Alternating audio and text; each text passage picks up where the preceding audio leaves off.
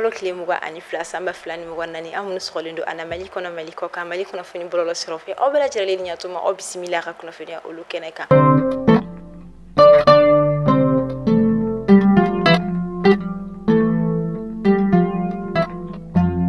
bi kuna funi demne la wala sa ka se ka balima ya je nyogonya ani nyogo kan mu me jamana fulani nyogo cheni o koni anga jamana ba maliba ani République Islamique de Mauritanie oluni nyogonche kama anga jamana France fanga nyema colonel Assimi Goïta ale koni femi Mauritanie jamana konu oluka chiden kuludo koni bismillah munu yere nyem koni tunu uka ministre de la défense nationale feni oye Hanana Ould Sidi chiden kuludo koni kunani uka jamana nyema koni ka chikando koni ni oye Mohamed Ould Sheikh El Ghazouani ni oere koni anga jamana nyema koni baranyogo ni okoni Mauritanie jamana nyema koni ni wala sa kaseka femi karo ka fo bolo di nyogoma ani nyogo de mi koni meni jamana fulani nyogo che kaseka olusisi ukonna ni o folikani o chikande koni kana anga jamana konnala ni chide kulu nyera koni sindo anga jamana konnala kasanga ni sibirido Afrique kalo klimu samba fula ani mugannani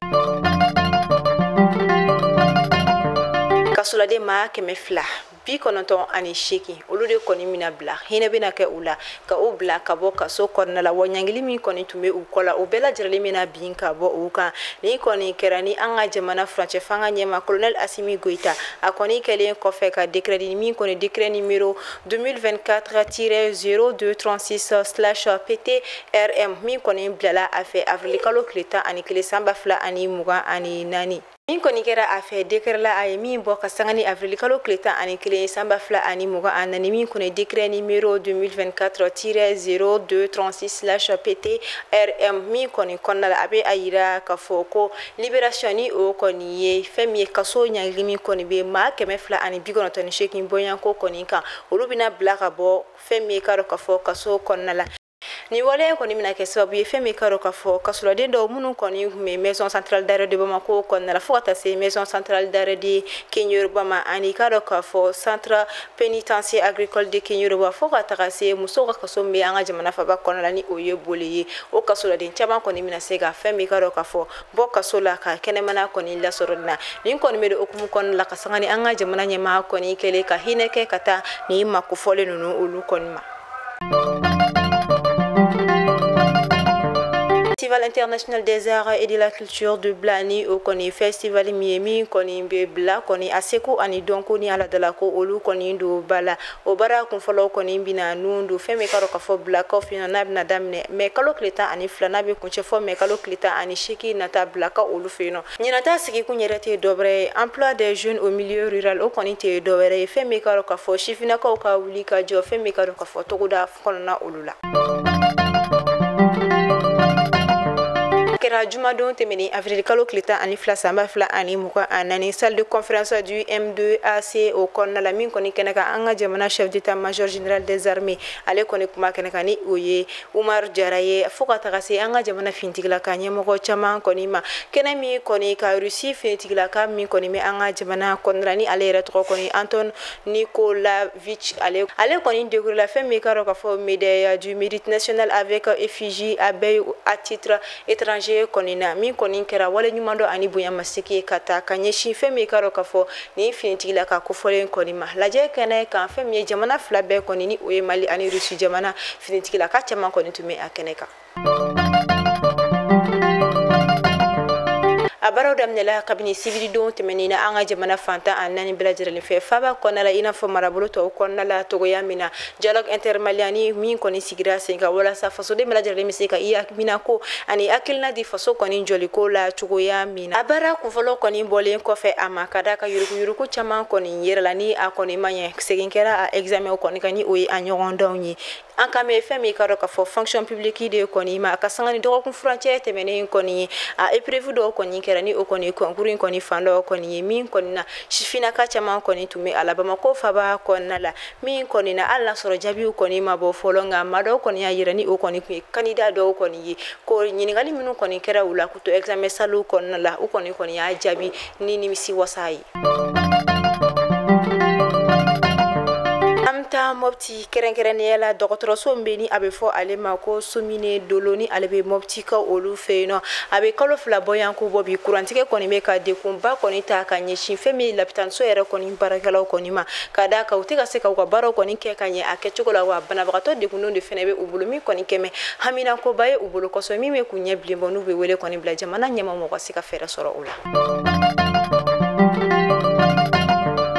Jamana état-major général des armées a ko a b'a da fasoden bɛɛ lajɛlen kulo ka jamana kɔnɔ jamana kɔ kan ko ka sanga ni avril kalo tile 16 tɛmɛnen san 2024 ka sanga ni an ka jamana fintigilakaw ka wuli ka jɔ ye fɛn min ɲɔnɔ dugu kɔnɔna la kɛrɛnkɛrɛnnenya la kɔrɔnyafa ani kɛɲɛkanyafa ni ɲɔgɔn cɛla la u kɔni sera ka kɔrɔgɛlɛn jinɛ tigilama u kɔni ka dagayɔrɔ 2 de kɔni nɔminɛ o yɔrɔ la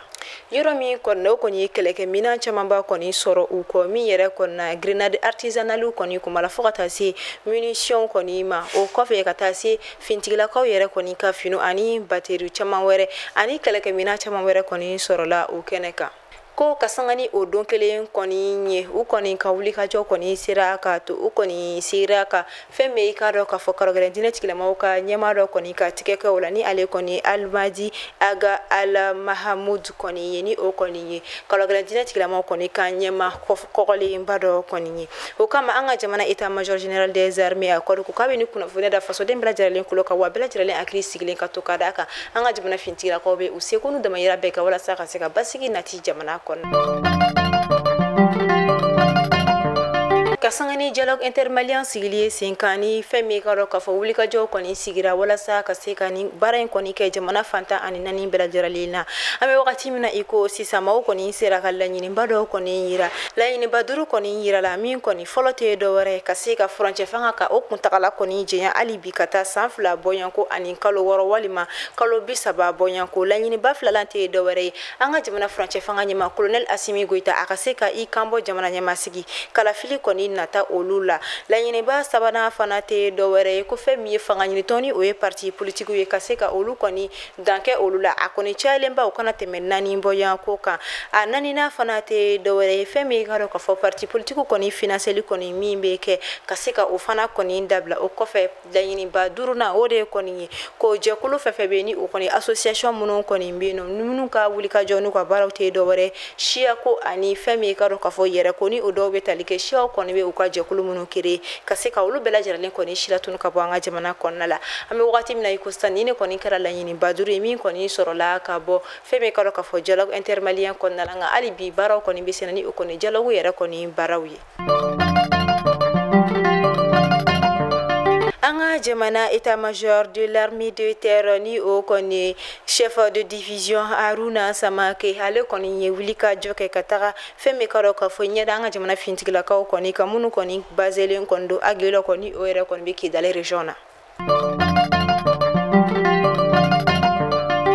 Gawo region na ka sanga ni an ka jamana fintigilakaw ka wuli ka jɔ kɔni min kɔni kɛra Gawo ani Tasharan kɔni ni ɲɔgɔn cɛ ka sanga ni avril kalo tile 17 tɛmɛnen araba do kɔni sera ka binkani wale maa 2 olu kɔni minɛ minnu kɔni kun ɲininen don kabini wagati jan ni marabolo maaw kɔni fɛ ka da o kɔni kun bɛ binkani wale de kɔni ta ka ɲɛsin maaw ma sira fɛ nin kɔni binkani wale tigilama maa 2 kɔni tɛ maa wɛrɛ ni u kɔni Aluda Yatara Ali ni Aglas Aga Muhammad ye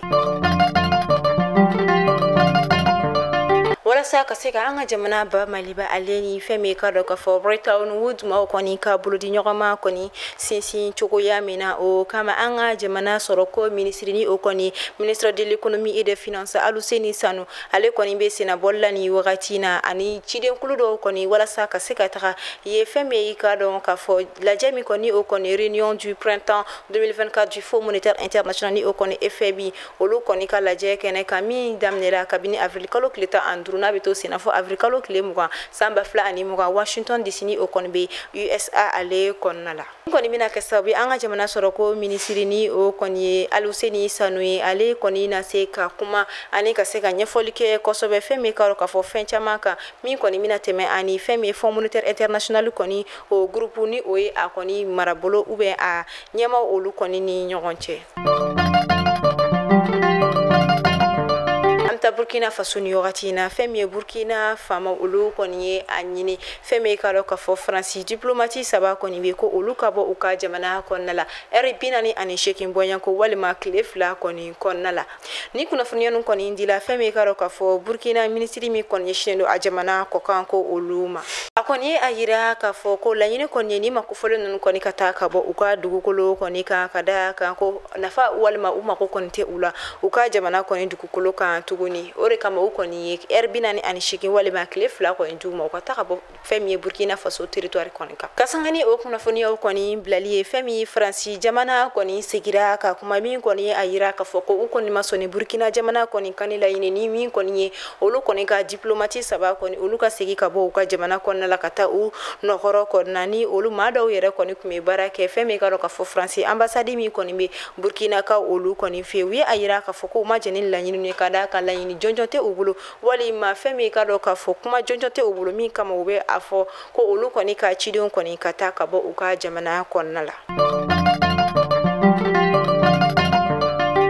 Amta Centrafrique ni wagati na ka sanga ni jumadon tɛmɛlen kɔni ye kulundafili dɔ min kɛra fɛn min y'i ka dɔn ka fɔ Mpoko ba kɔni sanfɛ min kɔni bɛ Bangi dugu kɔnɔna la a kɛra sababu ye maa 15 bɔɲanko kɔni bɔnɛna u ni la nka kulu yɛrɛ kɔnɔna la maa min kun b'a kɔnɔ u bɛ taa fɔ maa 300 bɔɲanko olu yɛrɛ de kɔni kun bɛ ni kulu in kɔni kɔnɔna la minnu kɔni kun bɛ ka u kunda fɛn min y'i ka dɔn ka fɔ Mokelo dugu yɛrɛ kɔni kan an bɛ wagati min na i ko sisan nɔ ni ne kɔni sera ka sɔrɔ ka fɔ fɛn min y'i ka dɔn ka fɔ bilan kɔnɔna nga a bɛ se ka kɛ tagalen ɲɛfɛ fɛn min ka dɔn ka fɔ dɔw kɔni bɛ fara nin da kofɔlen ninnu bɛɛ lajɛlen kan.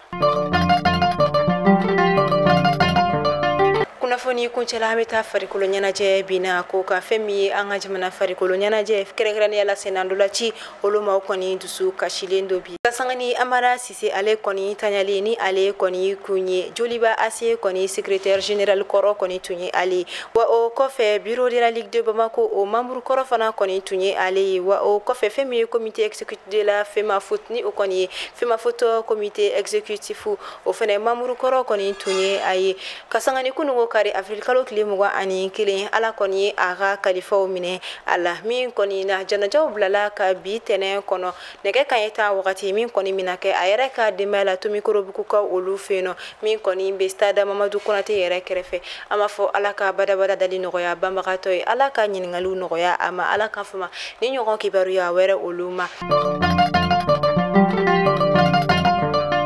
Ni ne bɛ da sigi aw ka bi kunnafoniyaw la an b'a fɔ aw ni ce a ka lamɛliko ɲuman na a y'aw sɔgɔlen to Mali kunnafoni bɔlɔlɔsiraw la Mali kɔnɔ Mali kɔ kan aw ka mɛn a ɲɔgɔnna wɛrɛ ala k'an si jɔ k'o makɔnɔ.